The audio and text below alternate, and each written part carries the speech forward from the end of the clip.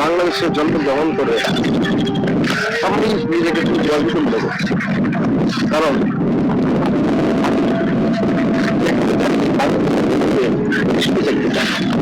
এই সবুজ এর মায়া আমি জড়িয়ে পড়েছি। এই সবুজ দৃশ্যটা আসলে আমার খুব ভালো লাগে। আর কোন দেশে এরকম সবুজ দৃশ্য পাওয়া যাবে? বাংলাদেশের প্রায় 80% লোক কৃষক।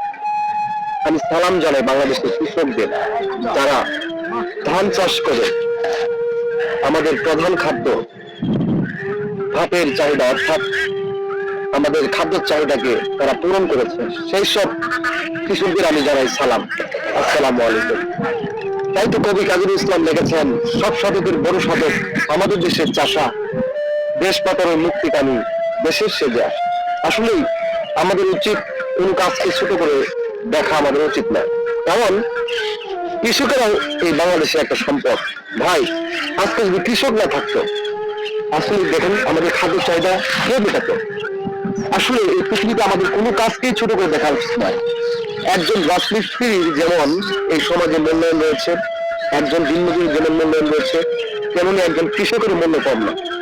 একজন কৃষক তার কায়িক পরিশ্রম দিয়ে ফসল ফলিয়ে সে বাংলাদেশের খাদ্য চাহিদা মেটাচ্ছে। একজন রিক্সাওয়ালা যদি না থাকতো, আমরা দূর প্রান্তে ভ্রমণ করতে পারতাম। আর যদি একজন রাজমিস্ত্রি না থাকতো, তাহলে তার দেওয়া আসবাবপত্র, ফার্নিচার আমরা ব্যবহার করে সুন্দর পরিপাটি বিছানায় ঘুমাতে পারতাম না। ভাই, আমি সকল বাংলাদেশের কর্মজীবী মানুষদের জানাই সালাম, আসসালামু আলাইকুম।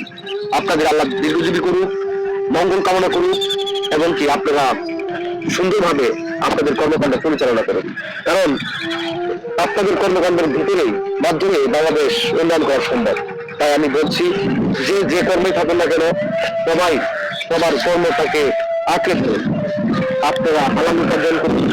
এবং কি আমি সালাম জানাই সর্বশেষে বাংলাদেশের কৃষকদের সালাম, বাংলাদেশের কৃষক। আল্লাহ হাফেজ।